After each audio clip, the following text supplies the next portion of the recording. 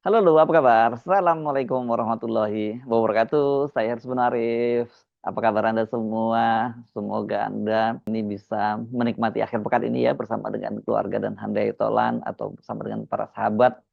Saya akan mengajak Anda untuk mengupdate soal polemik status bandara IMIP Morowali. Ternyata ini jauh lebih kompleks ya, lebih complicated, lebih ruwet gitu ya daripada yang semula diperkirakan oleh publik setelah sebelumnya heboh tidak boleh ada bandara di dalam tidak ada negara dalam negara. Sebenarnya ini mengutip statement dari Menteri Pertahanan Republik Indonesia, Safri Samsudin, menyatakan tidak boleh ada republik dalam republik karena dia menemukan fakta bahwa ada bandara yang di situ tidak ada otoritas negara yang hadir.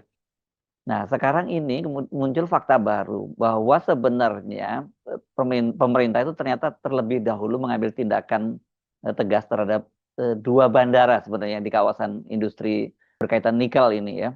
Yang satu yakni bandara khusus di Morowali Industrial Park dan kemudian yang satu lagi Weda Bay. Dua-duanya ini adalah perusahaan nikel yang saham terbesarnya dimiliki oleh konglomerasi dari Cina. Dan ternyata Bandara IMIP dan Bandara Weda Bay ini statusnya itu sudah dicabut sejak 13 Oktober 2025 atau 1 bulan sebelum kemarin heboh soal adanya bandara dalam negara tadi. Keputusan itu tertuang dalam keputusan Menteri Perhubungan nomor KM 55 tahun 2025 yang diteken oleh Menteri Perhubungan Dudi Purwagadi tanggal 13 Oktober 2025. Keputusan Menteri itu mencabut status khusus Bandara IMIP dan Weda Bay dan juga mereka tidak lagi memiliki izin melayani penerbangan internasional. Jadi secara hukum ya mereka ini sekarang statusnya bukan bandara khusus, apalagi bandara internasional.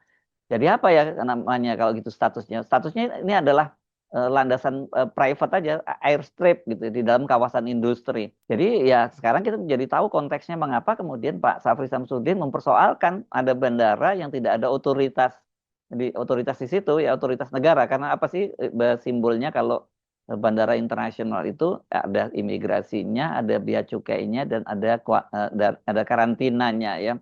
Ini sering disebut sebagai singkatannya SIC ya. Jadi CIQ, Custom, Immigration dan Karantina. Kalau kita membaca keputusan Menteri Perhubungan nomor 55 tahun 2025 itu, saya bacanya ini di Republika ya. Tidak sekedar mencabut izin penerbangan internasional, tapi justru mencabut status dasarnya sebagai bandara khusus. Ini poin paling krusial dalam seluruh polemik IMIP ini dan sekarang ini bertambah lagi dengan WDB karena kemarin kan sebenarnya sempat dikabarkan bahwa statusnya IMIP itu bukan hanya bandara khusus tapi juga sudah mendapat status sebagai bandara internasional. Nah, kalau bandara internasional kenapa mesti diributkan gitu?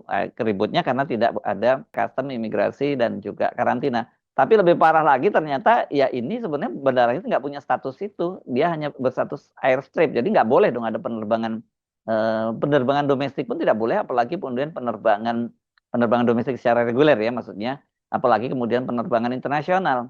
Apa yang menjadi dasar ini? Karena keputusan Menteri nomor KM 55 tahun 2025 itu mencabut status khusus dari Bandara IMIP dan Weda Bay.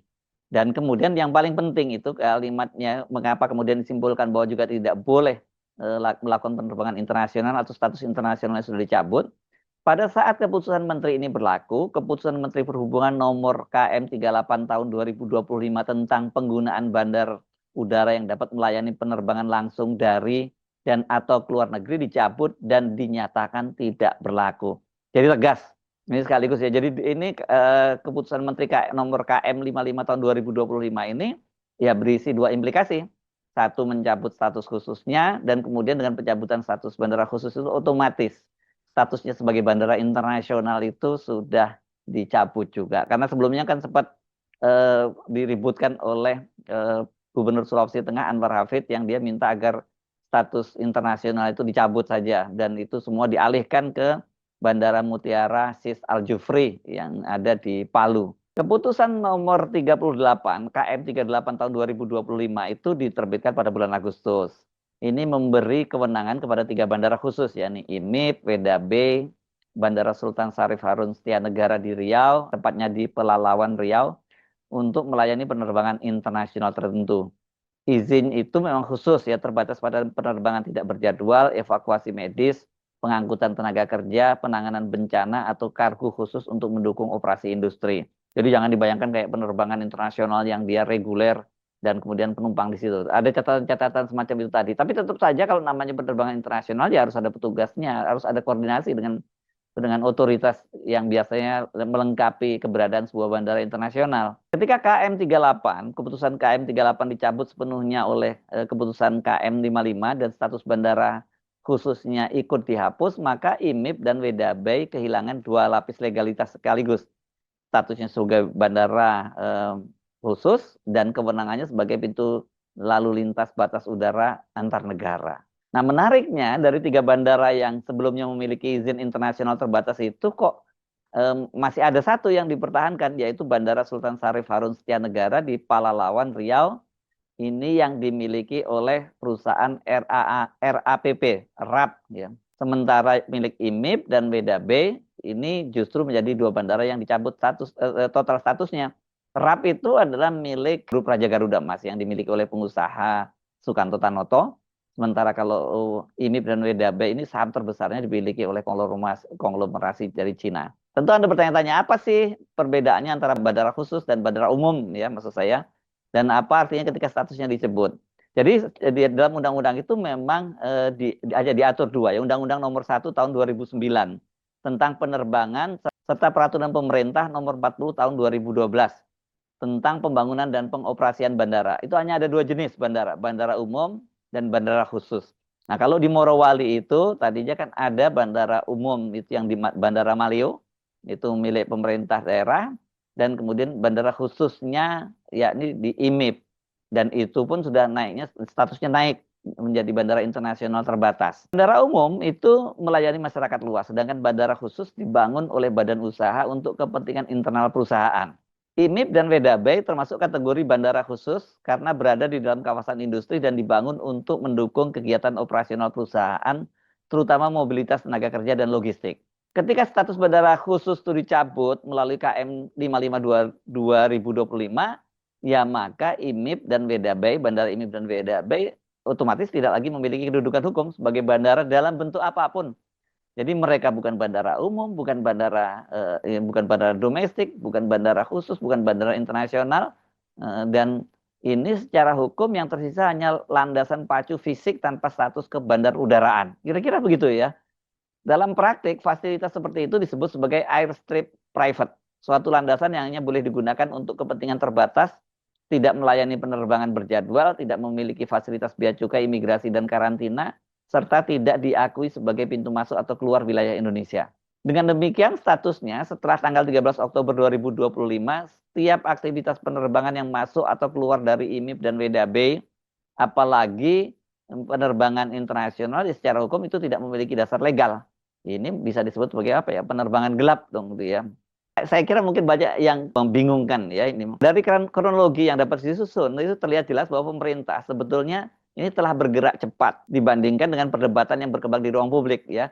Karena memang benar pada 28 Agustus 2025 Menhub menerbitkan peraturan KM 38 tahun 2025 yang memberi izin internasional terbatas kepada Bandara IMIP, Weda Bay, dan bandara milik RAPP di Riau. 2 bulan kemudian, pada tanggal 13 Oktober 2025, izin tersebut dicabut seluruhnya melalui KM 55 2025, sekaligus menghapus status bandara khusus IMIP dan Weda Bay. Namun publik kan baru mengetahui ini setelah pekan lalu ya, tanggal 20 November ketika Menhan Syafri Samsudin menyinggung adanya kawasan industri yang punya bandara yang seperti ini republik dalam republik, karena tidak ada petugas bea cukai, tidak ada petugas imigrasi, dan tidak ada petugas karantina. Nah, barulah kemudian muncul ya rame-rame bahwa oh ternyata statusnya dia sudah internasional, bahkan bukan lagi bandara khusus. Itu izinnya pada Oktober 2025. Nah, sekarang ini mereka itu semua sudah kehilangan statusnya itu pada tanggal 13 Oktober 2025. Jadi sebelum ribut-ribut soal yang disampaikan oleh Pak Safri, ada bandara seperti republik dalam republik. Kronologi ini menunjukkan bahwa pemerintah telah lebih dulu mendeteksi dan merespon persoalan yang ada di dua kawasan industri nikel tersebut. Makanya dalam konten saya sebelumnya saya menyatakan kayaknya ini hanya pintu masuk ya, soal ribut-ribut bandara ini ada soal yang lebih besar dari sekedar bandara yang tidak ada otoritas negara hadir di situ. Mari kita supaya bisa memahaminya itu kita bahas siapa sih pemilik IMIP, WDB, dan RAPP Riau. Identitas pemilik bandara-bandara ini menjadi kunci untuk memahami konteks geopolitik dan ekonominya. Dan juga geopolitik global ya, dan juga domestik. IMIP itu merupakan bagian dari kawasan industri yang dikelola oleh PT Indonesia Morowali Industrial Park. Perusahaan ini dimiliki oleh tiga entitas besar, Shanghai Decent Investment Group, PT Sulawesi Mining Investment, PT Bintang 8 Investama. Dari ketiganya, Shanghai Decent itu yang merupakan bagian dari Tsingshan Holding Group dari Tiongkok, adalah pemegang saham terbesar dengan porsi lebih dari 49%. Ini kalau 49% koma sekian deh berarti ya. Karena kalau 50 mungkin disebutnya tidak 49. Tsingshan itu adalah produsen baja nirkarat terbesar di dunia dan salah satu pemain utama dalam industri nikel global. Sementara WDB berada dalam ekosistem industri PT WDB Nikel. Struktur kepemilikan WDB Nikel itu memperlihatkan dominasi investor asing khususnya dari Cina. Karena Tsingshan itu dia Tsingshan Holding ini ya, dia memegang saham 51,3% saham. Ya dia saham pengendali ya. Di bawahnya itu ada Eramet SA dari Prancis dengan porsi 37,8% dan PT Aneka Tambang, ini BUMN Indonesia, kepemilikannya hanya 10%. Artinya baik di Morowali maupun di WDB, investor Tiongkok ini memiliki saham yang dominan. Jadi memegang peranan dominan baik dalam modal maupun pengendalian operasi. Nah, bandara yang tidak dicabut statusnya adalah yang berada di Palalawan Riau, yaitu Bandara Sultan Syarif Harun Setianegara. Bandara ini dimiliki oleh PT Riau Andalan Pulp and Paper, RAPP. Ini bagian dari konglomerasi Royal Golden Eagle. Ini milik pengusaha Indonesia Sukanto Tanoto. Dulu apa namanya? Raja Garuda ya, orang nyebutnya Raja Garuda Mas, ya gitu ya. Bandara ini juga adalah bandara khusus dan kemudian juga mendapat status internasional tetapi tidak dicabut statusnya. Sehingga mereka tetap melayani penerbangan internasional secara terbatas sebagaimana diatur dalam KM 38 2025. Nah, ini yang menarik perhatian kita. Dua bandara khusus milik konglomerasi dengan dominasi modal dari Cina, statusnya dicabut total, sementara satu bandara milik korporasi Indonesia itu tetap dipertahankan. Walaupun ini juga Taipan juga. Jadi kita sekarang paham ketika Menteri Pertahanan Safri mengatakan ada kawasan industri atau ada bandara di kawasan industri yang seperti republik dalam republik, konteksnya itu menjadi jauh lebih jelas setelah diketahui bahwa dua bandara dalam kawasan industri raksasa itu sebenarnya sudah kehilangan status bandara sejak 13 Oktober. Cuma yang diributin IMIP karena memang kemarin itu statementnya itu muncul setelah menghadiri latihan operasi gabungan terpadu itu di Bandara IMIP. Jadi kalau misalnya IMIP dan WDB itu masih melakukan aktivitas penerbangan setelah tanggal 13 Oktober, ya terutama penerbangan internasional, maka seluruh aktivitas yang berlangsung itu ya status ilegal gitu. Karena bandara ini ya memang tidak punya fasilitas negara seperti imigrasi, bea cukai dan karantina, orang statusnya juga sudah dicabut. Nah, kalau benar itu dugaan ini ya tentu saja ini kan jelas itu mengkhawatirkan dan wajar kalau kemudian Pak Menhan jadi bersuara keras. Nah, adanya wilayah di dalam negeri yang menjalankan fungsi seperti sebuah country within country, mengatur keluar masuk orang, barang, dan komoditas tanpa strategis, tanpa keterlibatan penuh negara. Tanpa status bandara, tidak ada otoritas yang memeriksa paspor. Tidak ada bea cukai yang mengawasi barang yang masuk dan keluar. Dan tidak ada karantina yang mengawasi risiko kesehatan maupun biosekuritas.